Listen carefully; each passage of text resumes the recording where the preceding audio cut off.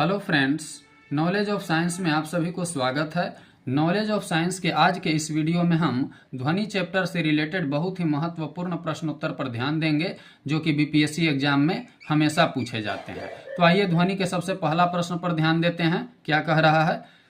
तो ध्वनि का पहला प्रश्न है, सामान्य ताप व दाब पर ध्वनि का वेग वायु में कितना होता है? तो सामान्य ताप व दाब पर ध्वनि का वेग वायु में लगभग 330 मीटर प्रति सेकंड होता है। सामान्य ताप व दाब पर ध्वनि का वेग वायु में कितना होता है? तो सामान्य ताप व दाब पर ध्वनि का वेग जो है वो वायु में लगभग 330 मीटर प्रति सेकंड होता है। कितना होता है? 330 मीटर प्रति सेकंड। ध्वनि का वेग किसके ऊपर निर्भर करता है? ध्वनि का वेग जो है ना वो माध्यम के घनत्व पर निर्भर करता है। किसके ऊपर निर्भर करता है? माध्यम के घनत्व पर निर्भर करता है। जिस माध्यम का घनत्व अधिक होगा उसमें ध्वनि की चाल भी अधिक होगी। लगभग 20 डिग्री सेल्सियस तापक्रम पर किस माध्यम में ध्वनि की गति अधिकतम रहेगी? ध्वनि की गति माध्यम के घनत्व एवं प्रत्यास्थता पर निर्भर करता है।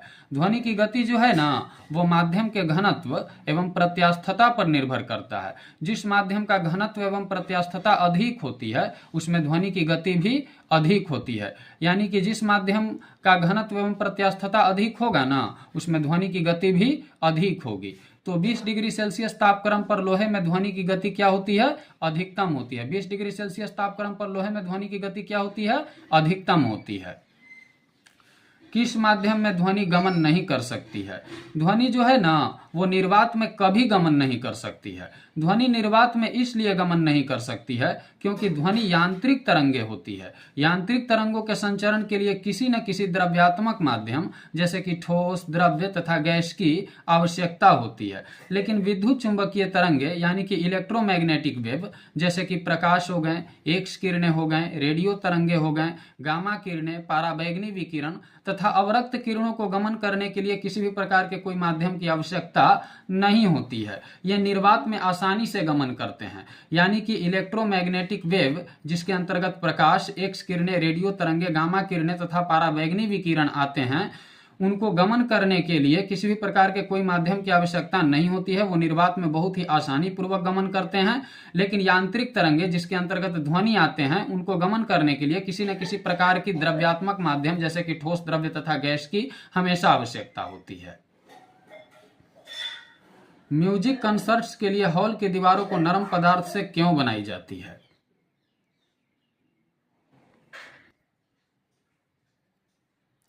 क्वेश्चन पूछ रहा है कि म्यूजिक कंसर्ट्स के दीवारों को नरम पदार्थ से क्यों बनाई जाती है। तो म्यूजिक कंसर्ट्स के दीवारों को नरम पदार्थ जैसे कि फाइबर ग्लास से इसलिए बनाई जाती है क्योंकि नरम पदार्थ से निर्मित दीवारें तथा छत ध्वनि को परावर्तित नहीं करती है बल्कि ध्वनि को अवशोषित करती है। नरम पदार्थ से बना हुआ दीवार तथा छत जो होता है ना वो ध्वनि को कभी परावर्तित नहीं कर सकती है बल्कि वो ध्वनि को क्या करती है? अवशोषित करती है। और ध्वनि को अवशोषित हो जाने के कारण प्रतिध्वनि सुनाई नहीं पड़ती है। केवल और केवल मूल ध्वनि ही स्पष्ट रूप से सुनाई देती है। इसलिए केवल मूल ध्वनि को स्पष्ट रूप से सुनने के लिए ही म्यूजिक कंसर्ट्स के दीवारों तथा छतों को फाइबर ग्लास जैसे नरम पदार्थ की बनाई जाती है। केवल और केवल मूल ध्वनि को सुनने के लिए ही म्यूजिक कंसर्ट्स के दीवारों को नरम पदार्थ जैसे कि फाइबर ग्लास से बनाई जाती है। प्रतिध्वनि उत्पन्न होने का कारण क्या है? किसी परावर्तक वस्तु के निकट तीव्र ध्वनि उत्पन्न करने पर कुछ समय बाद वही ध्वनि फिर से सुनाई देती है जिसे प्रतिध्वनि यानी कि इको कहा जाता है। प्रतिध्वनि अनेक परावर्तनों के परिणाम स्वरूप उत्पन्न होती है। जब आप किसी परावर्तक वस्तु के निकट जाकर तीव्र ध्वनि उत्पन्न कीजिएगा ना तो आपके द्वारा उत्पन्न किया गया ध्वनि कुछ समय बाद फिर से सुनाई देगी। जो आपको कुछ समय बाद फिर से ध्वनि सुनाई देगी ना उसी ध्वनि को प्रतिध्वनि यानी कि इको कहते हैं। यह प्रतिध्वनि जो होती है ना अनेक परावर्तनों के परिणाम स्वरूप उत्पन्न होती है। अनेक परावर्तनों के परिणाम स्वरूप प्रतिध्वनि उत्पन्न होती है। स्पष्ट रूप से प्रतिध्वनि यानी कि इको सुनने के लिए परावर्तित सतह और सुनने वालों के मध्य कम से कम कितनी दूरी होनी चाहिए? तो स्पष्ट रूप से प्रतिध्वनि यानी कि इको सुनने के लिए परावर्तित सतह और सुनने वालों के मध्य कम से कम जो दूरी है वो 16.5 मीटर की होनी चाहिए। कितना होनी चाहिए? 16.5 मीटर होनी चाहिए।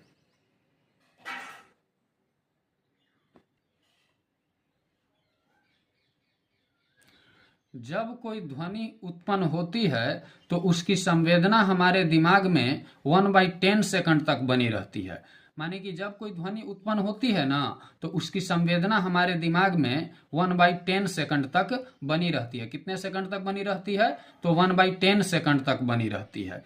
मनुष्य का कान केवल उन्हीं दो ध्वनियों के बीच विभेद कर सकता है जो उसे न्यूनतम 1/10 सेकंड के समयांतराल पर सुनाई दे। यानी कि मनुष्य का कान जो होता है ना केवल उन्हीं दो ध्वनियों के बीच विभेद कर सकता है जो उसे न्यूनतम 1/10 सेकंड के समयांतराल पर सुनाई दे। कितने समयांतराल पर सुनाई दे?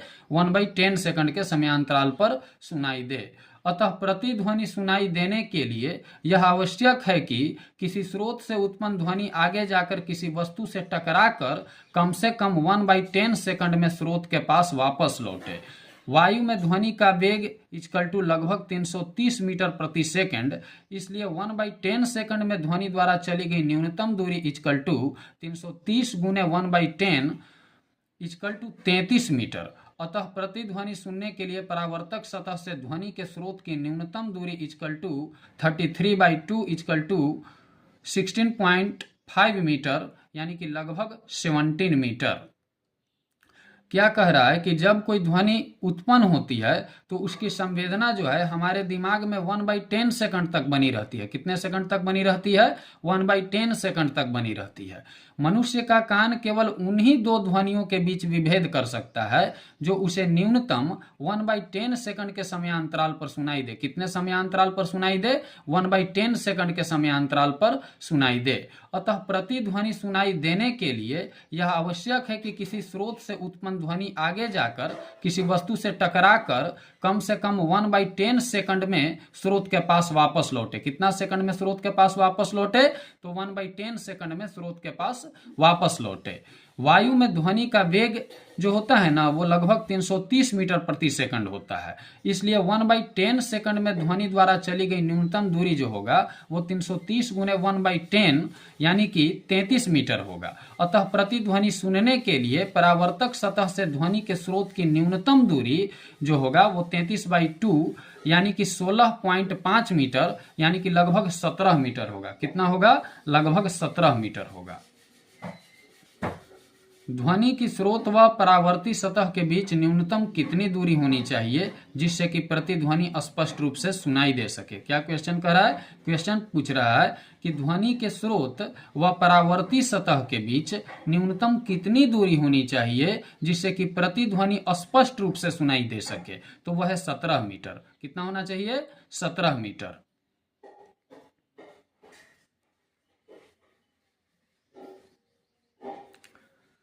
किसी ध्वनि तरंग की आवृत्ति 4 किलो हर्ट्ज और उसकी तरंग दैर्ध्य 35 सेंटीमीटर है तो वह 3 किलोमीटर दूरी तय करने में कितना समय लगेगी? क्वेश्चन क्या पूछ रहा है? क्वेश्चन पूछ रहा है कि किसी ध्वनि तरंग की आवृत्ति 4 किलो हर्ट्ज है। कितना है?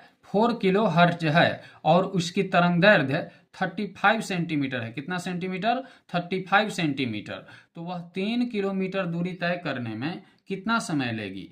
तो वो समय लेगी 2.14 सेकंड। कितना? 2.14 सेकंड। इसकी आइए व्याख्या देखिए। ध्वनि तरंग की वेग यानी कि VW, उसकी आवृत्ति f तथा तरंग दैर्ध्य लैम्डा में इस प्रकार संबंध है। तो VW equal to f into lambda, यानी कि VW equal to f lambda दिया गया है। आवृत्ति f equal to 4 kilo hertz equal to 4 गुने 1000 हर्ट्ज। तरंग दैर्ध्य lambda equal to 35 centimetre equal to 0.35 metre. दूरी यानी कि distance equal to 3 kilometre equal to 3 गुने 1000 मीटर। अतः VW इक्वल टू 4000 गुने 0.35 इक्वल टू 4000 गुने 35/100 इक्वल टू 1400 मीटर प्रति सेकंड, यानी कि 1400 मीटर प्रति second. VW equal to 1.4 into 10⁻³ metre प्रति सेकंड। अब समय t इक्वल टू दूरी बटा वेग इक्वल टू 3 गुने 10⁻³ बाई 1.4 गुने 10⁻³, इसलिए समय इक्वल टू 2.14 सेकेंड। समय इक्वल टू 2.14 सेकेंड। समय इक्वल टू 2.14 सेकेंड।